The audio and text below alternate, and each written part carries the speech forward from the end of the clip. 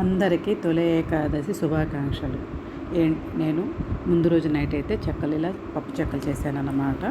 అవి చేసుకోవడానికి నేనైతే ఏమేమి ఐటెం వేస్తానని చూపించబోతున్నాను. ముందుగా మనం ఇంట్లో ఉన్న వెన్న తీసుకొని శుభ్రంగా ఒక 2-3 సార్లు ఫ్రిడ్జ్లో కూల్ వాటర్ వేసేసి శుభ్రం చేసుకొని అది లైట్గా మనము వాటర్ లాగా కరిగించి పక్కన పెట్టుకోవాలన్నమాట.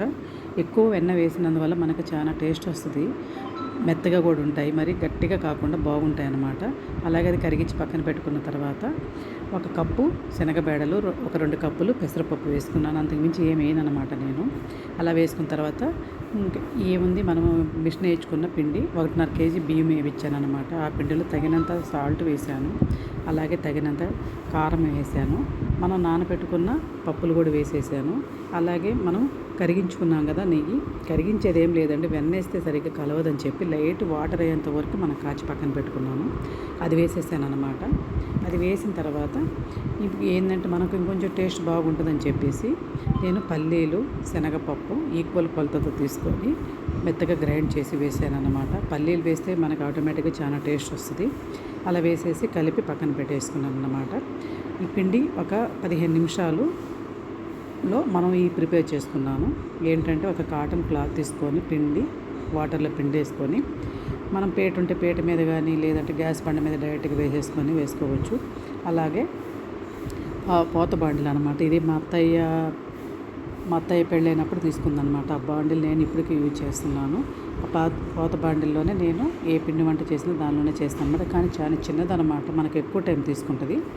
ఆయిల్ వేసేసి ఇలా ఒక్కొక్క చెక్కని తట్టుకుంటూ పూరి ప్రెస్తో చేస్తారు. నాకైతే అసలు అలవాటు లేదనమాట. నేను ఇలాగే ప్రెస్ చేసుకుంటాను అనమాట, చేత్తోనే ఇలా చేసుకుంటాను, నాకు ఇలా ఇష్టము. ఆ పూరి ప్రెస్ ఏంటంటే కొందరికి ఇష్టము, నాకైతే ఇదే ఈజీ అనిపిస్తుంది అనమాట. అంటే ఎవరికి ఏది ఈజీ అనిపిస్తుందో వాళ్ళు అదే చేసుకుంటే బాగుంటుంది. నేనైతే ఇలాగే చేస్తాను. ఒక్కదాన్ని అనమాట 2.5 hours పట్టిందనమాట నాకు ఒక్కదాన్ని చేసుకోవటం. బాండిలు పెద్దదై ఉంటే బాగుండేది, చిన్నది కాబట్టి నేను కొంచెమే వేసుకోవాలా.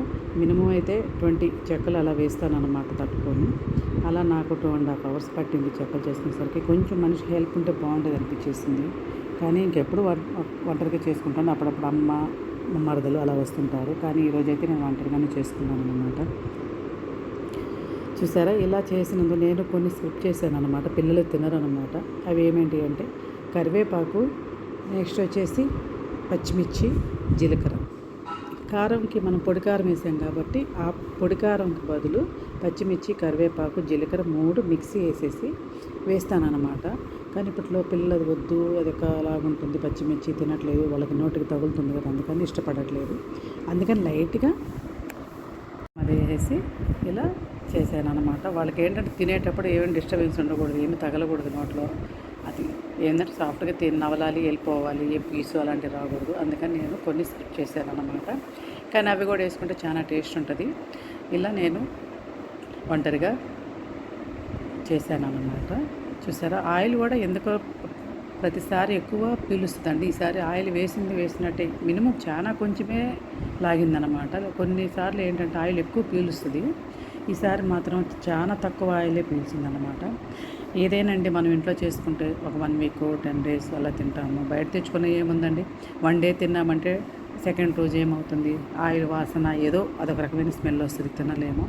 ఏదైనా మనమే కొంచెం కష్టపడ్డామంటే మనకి ఒక 1 week 10 days మనం హ్యాపీగా తినొచ్చు. పిల్లలు కూడా హ్యాపీగా వాళ్ళకి స్కూల్లో స్నాక్స్ కానీ ఏదైనా ఇంటికి ఈవినింగ్ వచ్చినప్పుడు స్నాక్స్కి కానీ ఎవరన్నా మన ఇంటికి ఎవరైనా గెస్ట్లు వచ్చినా స్నాక్స్ లెక్క పెట్టుకోవచ్చు, టీ ఇవ్వచ్చు, బాగుంటుంది.